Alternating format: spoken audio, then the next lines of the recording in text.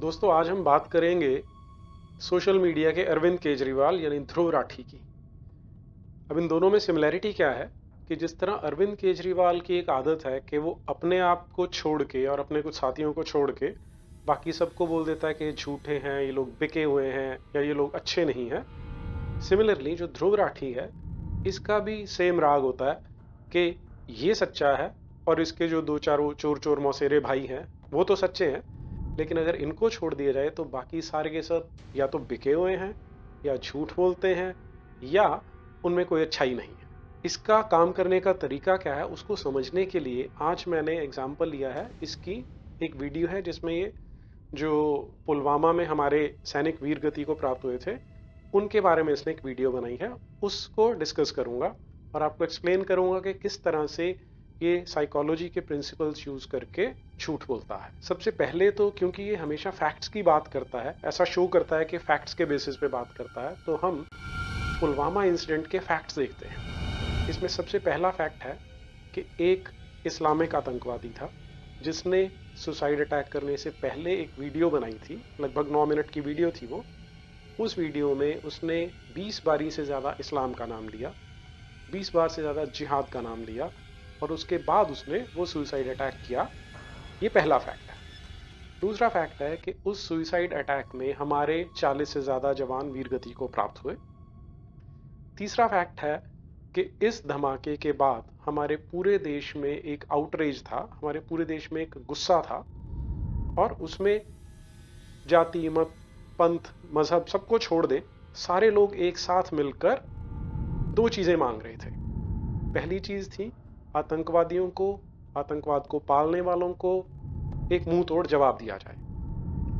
और दूसरा क्या हो रहा था कि एक तरफ तो देश गुस्से में था, दूसरी ओर कुछ ऐसे भी लोग थे जो इसका मजा ले रहे थे। इनमें कुछ तो कश्मीरी आतंकवादी थे, कुछ कश्मीरी स्टूडेंट्स थे, कुछ कश्मीर के रहने वाले लोग थे, कुछ हमारे मीडिया के लोग थे। तो बेसिकली हमारे देश के लोग दो चीजें मांग रहे थे, आतंकवादियों से बदला और इनका सहयोग करने वाले, इनके साथ खुश होने वाले लोगों को सजा दी जाए। ये सारे के सारे फैक्ट्स हैं। इसके अलावा कुछ र्यूमर्स हैं कि कश्मीरी स्टूडेंट्स को कई जगह पर परेशान किया गया, उनको तंग किया गया। अब इस सारे माहौल में जो स्टेक होल्डर्स हैं, जरा एक बार उन पर नजर डालते हैं।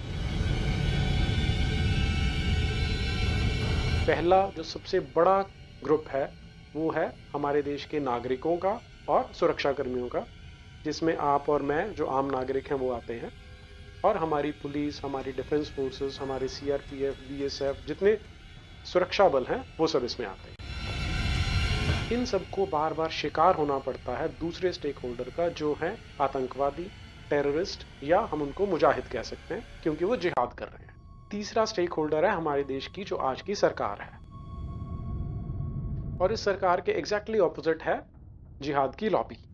अब इस सरकार से हमें उम्मीदें हैं कि ये हमें इस आतंकवाद से, इस दहशतगर्दी से बचा के रखे और हमारे सुरक्षा कर्मियों का या आम नागरिकों का मर्डर ना किया जाए, उनकी हत्या ना की जाए।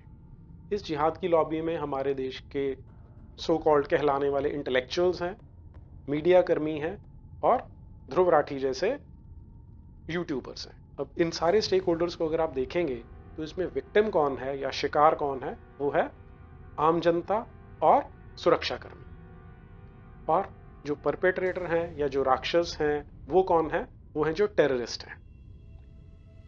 अब जो जिहाद लॉबी है उनका काम होता है सिचुएशन को रिवर्स करना, ऐसा एस्टेब्लिश करने की कोशिश करना कि जो टेररिस्ट हैं वो सच में वो तो विक्टिम है, और जो विक्टिम है उनको टेररिस्ट बना के दिखाने की कोशिश की जाती है। अब ये जिहाद लॉबी का काम सुनने में बड़ा मुश्किल लगता है, लेकिन जो लोग मीडिया से और उसकी एक्टिविटी से वाकिफ हैं उनको पता है कि इसको किया जा सकता है।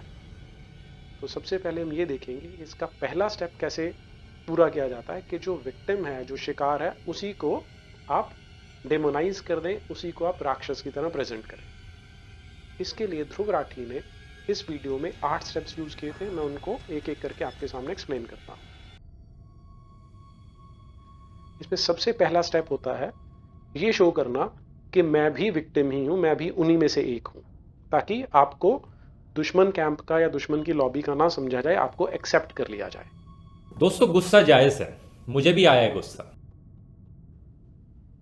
एक बार आप ये पहला स्टेप पार कर लेते हैं, फिर आपका दूसरा स्टेप ये होता है कि लोग आपकी बात सुने। उसके लिए आपको ये एस्टैब्लिश करना होता है कि मैं ज़्यादा स्मार्ट हूँ, इसलिए आप लोगों को मेरे पीछे लगना चाहिए, क्योंकि मैं इमोशनल या सेंटिमेंटल नहीं हूँ। दोस्तों, इस वीडियो में मैं कुछ ऐसे क्रिटिकल पॉइंट्स के बारे में बात करना चाहूंगा जिन पर हमें शायद फोकस करना चाहिए और जिनको शायद निग्लेक्ट किया जा रहा है इमोशंस और सेंटिमेंट्स के बहाव में आकर। जब ये दो स्टेप पूरे हो जाते हैं, अब आप उनको डेमोनाइज करने के लिए तैयार होते हैं। अब आपका तीसरा स्टेप होता है आउटरेजियस क्लेम उन पे लगाना। कुछ लोग तो यहां तक ये भी कह रहे थे कि न्यूक्लियर वॉर भी कर डाल। जब ये अटैक हुआ तो हमारे देश में एक जो गुस्सा था, उसमें लोग डिमांड कर रहे थे कि जिन्होंने ये टेरर अटैक किया है उनको सजा दी जाए। वो सजा लड़ाई के माध्यम से हो सकती है, वो सजा सर्जिकल स्ट्राइक हो सकती है, वो सजा इन आतंकवादी गुटों को खत्म करके हो सकती है, या कुछ एक्सट्रीम लोग हैं जो कह रहे थे कि अगर लड़ाई होती है और पाकिस्तान हमें न्यूक्लियर वॉर की धमकी देता है तो हम उसके लिए भी तैयार रहेंगे, हम वो भी कर सकते हैं। अब ऐसे लोग कम होते हैं, लेकिन साइकोलॉजी का रूल ये है कि ये जो एक्सेप्शनल लोग होते हैं, जो थोड़े से लोग होते हैं, इनको आपने एज अ रूल प्रोजेक्ट कर देना है। इससे आप ये शो कर सकते हैं कि इनका आईक्यू कम है, ये मूर्खों जैसी बात करते हैं। स्टेप नंबर 4 पे चलते हैं। इसमें आपको ये शो करना होता है कि ये लोग इडियट्स हैं, इनको दिमाग नहीं है, इसलिए ये इतने गधे हैं कि ना तो सीआरपीएफ के बारे में जानते हैं, ना ही आर्मी के बारे में जानते हैं। ऐसा करके आप उनको डेमोनाइज कर रहे हैं, उनको आप डिलेजिटिमाइज करते हैं, ताकि लोग उनको सीरियसली लेना बंद कर दें। हालांकि मेरे ख्याल से हमारे देश में ऐसे बहुत कम लोग होंगे, कम से कम मुझे तो याद है मैं स्कूल टाइम में भी जानता था कि सीआरपीएफ अलग होती है और आर्मी अलग होती है। बहुत से सेल्फ प्रोक्लेम नेशनलिस्ट लोग जो सोशल मीडिया पर गुस्सा होकर दिखा रहे हैं, इन्हें शायद डिफरेंस ही नहीं पता होगा इंडियन आर्मी के जवानों में और सीआरपीएफ के जवानों में। अब पांचवा स्टेप होता है कि उनको आप वॉयलेंट शो करो कि ये तो हिंसक तत्व हैं, ये कोई अच्छे लोग नहीं है। एक सिटीजन होने के नाते हमें इन जवानों की कंडीशंस के बारे में आवाज उठानी चाहिए, ना कि ये हाइपर नेशनलिज्म और गुस्से में आकर तोड़फोड़ करनी चाहिए। इसके लिए अगर आप ध्यान दें तो इसने एक वर्ड यूज किया, तोड़फोड़। अब आपको समझना ही है कि ये पुलवामा के बाद जो आउटरेज हुआ पूरे देश में, लोग गुस्से में थे, कहीं पर कोई तोड़फोड़ नहीं की गई थी। लेकिन जब आप वीडियो बना रहे हैं तो आप उसमें फटाफट से तोड़फोड़ ऐड कर देंगे, तो लोगों के सबलिमिनल माइंड में, लोगों के सबकॉन्शियस माइंड में ये मैसेज आएगा कि ये तो हिंसक लोग हैं, तो हमें इनसे दूर ही रहना चाहिए। स्टेप नंबर 6 होता है कि इन लोगों को ये शो करो कि लॉजिक से नहीं सोच सकते, इलॉजिकल लोग हैं। इमोशंस पर कंट्रोल करना और लॉजिकली सोचना यहां पर बहुत जरूरी है दोस्तों। और इन लोगों को इतनी भी अकल नहीं है कि पाकिस्तान में आर्मी अलग है, आईएसआई अलग है और पाकिस्तान के सिटीजन अलग हैं।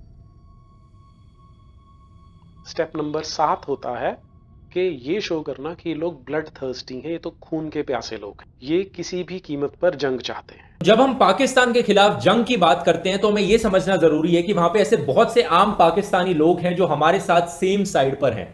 तो इसलिए आपको ज्ञान देते हैं कि वहां पर ऐसे लोग भी हैं जो हमारी साइड पे हैं। कोई शक नहीं इसमें कि वहां पर भी शांति चाहने वाले बहुत से लोग हैं, लेकिन हम उन लोगों को ध्यान में रखते हुए अपनी पॉलिसी नहीं बना सकते, क्योंकि हमें वो नुकसान नहीं पहुंचाते। हमें जो नुकसान पहुंचा रहा है वो है सेना और आईएसआई। और हमारे देश की सेना भी ये जानती है कि वहां पर सिविलियंस अलग हैं और जो अटैक करने वाले लोग हैं वो अलग हैं।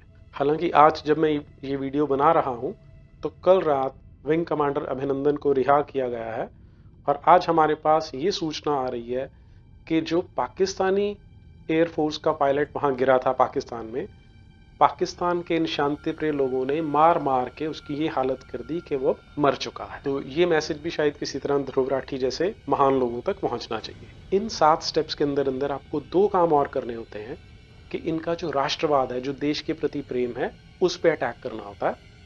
क्योंकि जिहाद लॉबी का काम है देश को तोड़ने का, तो देश तोड़ने के लिए देश में कोई भी ऐसा इंसिडेंट्स जो यूनिटी क्रिएट करता है, ऐसे इंसिडेंट्स को निगेट करने की कोशिश की जाती है।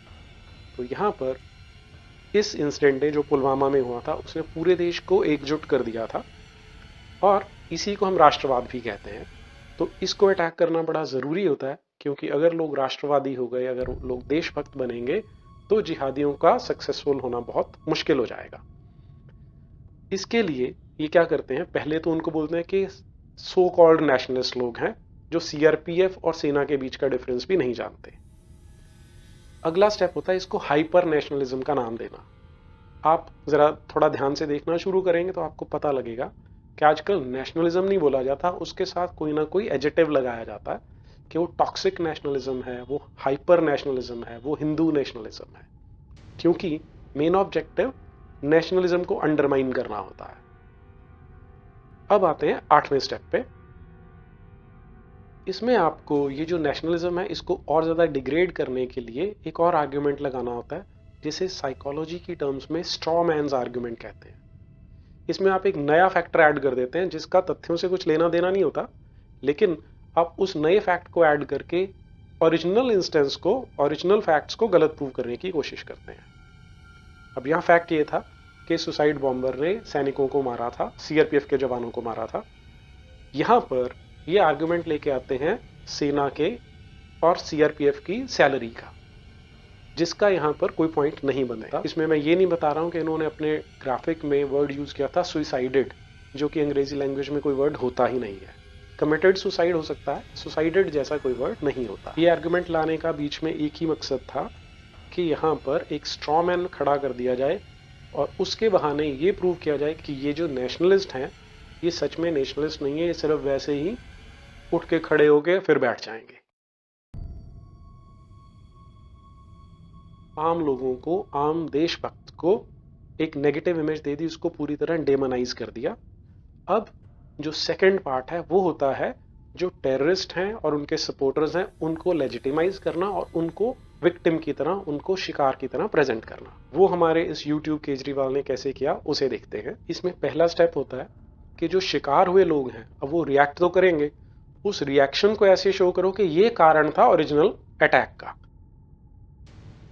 ये जो मॉब मेंटालिटी है हमारे देश में, ये जो गुस्सा है लोगों में, ये एक बहुत खतरनाक मोड़ ले रहा है। इस चीज को रोकना बहुत जरूरी है दोस्तों, क्योंकि ये रेडिकलाइजेशन को प्रमोट करता है। अगर आप एक कश्मीरी को बार बार बोलते रहोगे कि नहीं तू टेररिस्ट है, तू टेररिस्ट है, तू यहां रह नहीं सकता, तू यहां काम नहीं कर सकता, तो एक टेररिस्ट ग्रुप के लिए उस इंसान को इन्फ्लुएंस करना बहुत आसान हो जाता है।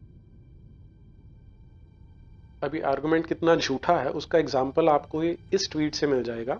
वसीम हिलाल नाम का ये हमारे देश का एक रेजिडेंट है जिसने पुलवामा अटैक के 2 घंटे के अंदर अंदर ये ट्वीट किया था, house the Jaish great sir. आप देख सकते हैं 5:04 पर किया गया ट्वीट है ये। अब यहाँ हाउस द जैश हमारे लिए बहुत इंपॉर्टेंट है, ये उड़ी फिल्म का डायलॉग लिया है, उस पर हम आएंगे, लेकिन अभी आपके लिए समझना ये जरूरी है कि 2 घंटे में हमारे देश के लोगों ने कुछ ऐसा किया था जिससे वसीम हिलाल रेडिकलाइज हुआ है, या इसमें पहले से ही जिहाद का जहर भरा हुआ था। और सिर्फ इसमें मुसलमान हो ऐसा नहीं है। एक एनडीटीवी की रिपोर्टर है निधि सेठी, उसने भी हाउस द जैश से ट्वीट किया है और इस ट्वीट में वो मोदी के 56 इंच के सीने पे कटाक्ष मार रही है कि 44 जो मरे हैं वो उससे ज्यादा इम्पैक्ट डाल रहे हैं, और साथ में वो उसी हैशटैग को यूज कर रही है हाउस द जैश। ये इन लोगों का स्तर है, इन लोगों की मेंटालिटी है। अब ध्रुव राठी क्या कर रहा है, वो इस रेडिकलाइजेशन का जो ठीक रहा है वो हम जैसे लोगों के सर पे फोड़ रहा है जिनको गुस्सा आया था कि हमारे सीआरपीएफ के जवानों को मारा गया है। दूसरा जो ट्रिक इसके लिए उसने लगाया वो ये था कि अब ये लोग मजा ले रहे थे कि हमारे सैनिकों की, हमारे सीआरपीएफ के जवानों की हत्या हुई है। इसका जो ये मजे वाला कंपोनेंट है इसके बारे में ध्रुव राठी ने फैक्ट्स में कोई बात नहीं की, उसका सिर्फ ये कहना है कि इनको हरास किया जा रहा है।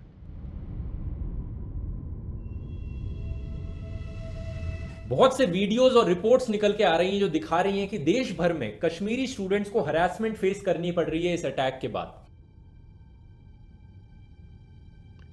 फैक्ट ये है कि जयपुर का एक कॉलेज है, उसमें 4 लड़कियां थी सेकेंड ईयर की जो इस हत्याकांड को एंजॉय कर रही थी। उन्होंने अपना व्हाट्सएप स्टेटस डाला था जिसमें वो जश्न मना रही थी इस हत्याकांड का, और इसे हरासमेंट की तरह प्रेजेंट किया जा रहा है कि यहाँ पे कश्मीरी स्टूडेंट्स को हरास किया गया था जिसके कारण उनकी हरासमेंट हो रही है, जिसके कारण उनका रेडिकलाइजेशन हो सकता है।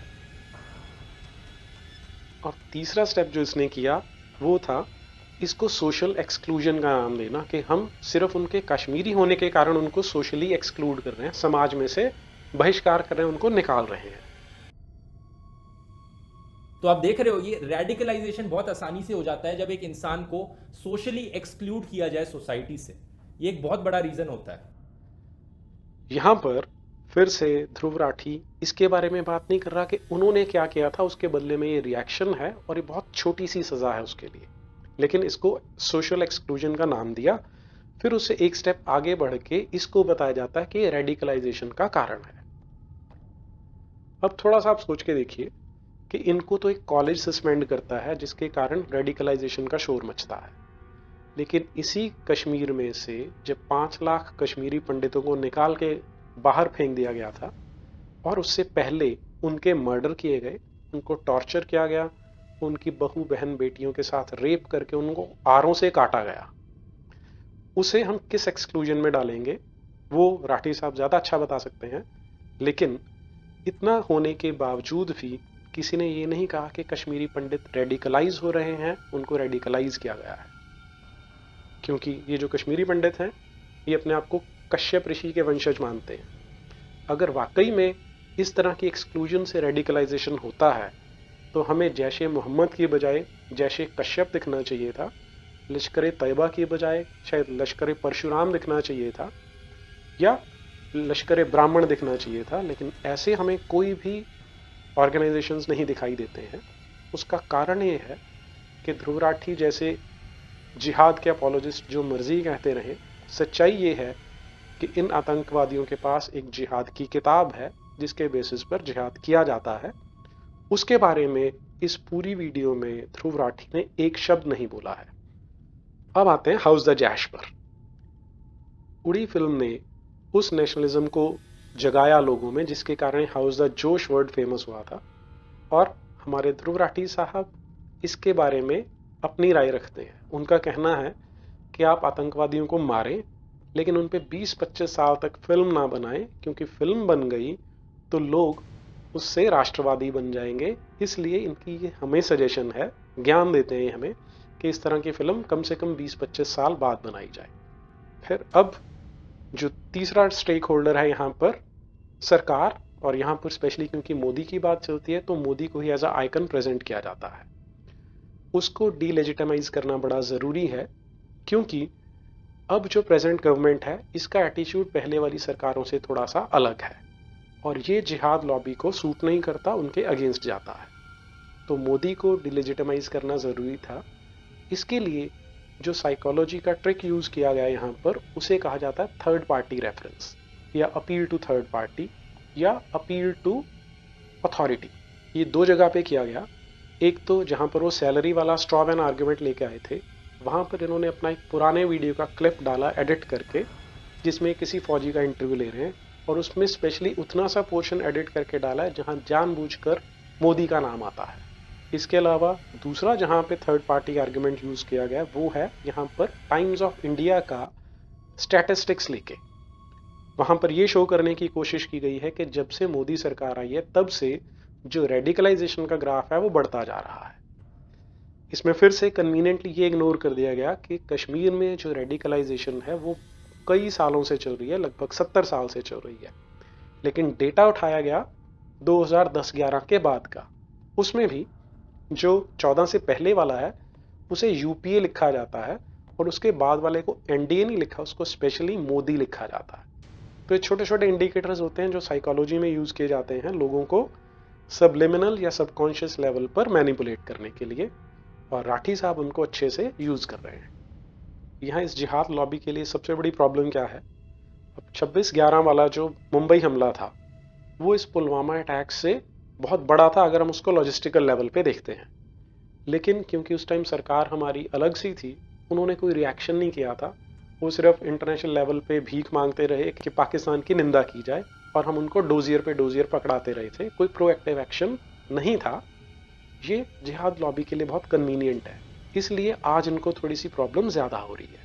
और क्योंकि हर बुद्धिजीवी अपना सॉल्यूशन भी देता है तो इसने भी दिए हैं अपने सॉल्यूशंस। वो 2 सॉल्यूशंस हैं, अब उन्हें देखिए क्या है। सॉल्यूशन नंबर 1 है प्रेजेंट टेरर ग्रुप्स को खत्म करना। अरे वाह, ये कमाल का सोल्यूशन है। इसके बारे में तो ना हमारी सेना सोच सकती थी, ना सरकार सोच सकती थी, ना हमारे सिटीजन सोच सकते हैं। बड़ा अच्छा ढूंढ के लाए हैं, इसके लिए तो इनको कोई डिटेक्टिव्स का इनाम मिलना चाहिए। ये एलोपैथिक ट्रीटमेंट की तरह है कि सिम्टम को ट्रीट कर दिया, बीमारी को जड़ से नहीं निकाला। हमने यहाँ पर सिमी पे बैन लगाया था तो पीएफआई बन के आ गई। इंटरनेशनल लेवल पे पहले अगर अलकायदा होता था, वो थोड़ा कम हुआ तो तालिबान आ गया, तालिबान कम हुआ तो आईएसआईएस आ गया। तो अगर हम सिर्फ ऐसे ही सिम्टम्स हटाते रहेंगे, नए नए संस्थाएं खड़ी होती रहेंगी। अगर हिजबुल मुजाहिदीन खत्म होता है तो जैश ए मोहम्मद आ जाता है, वो खत्म होता है तो लश्कर ए तैयबा आ जाता है। दूसरा इनका सोल्यूशन है कश्मीर में लोकल्स की रेडिकलाइजेशन को रोकना। फिर से एक बहुत ही कमाल की सजेशन है, वो कैसे किया जाए वो ये नहीं बता रहे हैं, क्योंकि बताना पड़ेगा कि जो रेडिकलाइजेशन है वो जिहाद के कारण है, उस किताब के कारण है जिससे इस्लामिस्ट टेररिज्म निकल के आता है। एक्चुअल सॉल्यूशन क्या है कि हमें अपने जो बच्चे हैं, जो कश्मीर में हमारे नागरिक हैं, वो हिंदू हैं या मुसलमान हैं, उन्हें बचाना है। तो हमें उस रेडिकलाइजेशन से, उस मदरसा छाप एजुकेशन से बचाना पड़ेगा जो इनको जिहाद करने के लिए प्रोवोक करती है। और जहां तक पाकिस्तान का सवाल है, तो ये एक ऐसी स्टेट है जिसने अपने मिसाइलों के नाम गजनी, अब्दाली और गौरी रखे हैं। उस टाइम इन्होंने ये ध्यान नहीं किया कि तीनों वो आतंकवादी थे जिन्होंने पाकिस्तान में ही सबसे ज़्यादा दहशतगर्दी मचाई थी, और इसी इलाके में सबसे ज़्यादा लूटपाट, सबसे ज़्यादा रेप इन्होंने किए थे। ऐसे देश पे सिर्फ डिप्लोमेटिक प्रेशर और आर्मी का प्रेशर काम करता है। इनसे शांति की बात करना पॉसिबल ही नहीं हो सकता। मेरे ख्याल से मैंने अपनी बात स्पष्ट की है कि किस तरह से इस आदमी को हम यूट्यूब का या सोशल मीडिया का अरविंद केजरीवाल कह सकते हैं। आज के लिए इतना ही। नमस्ते।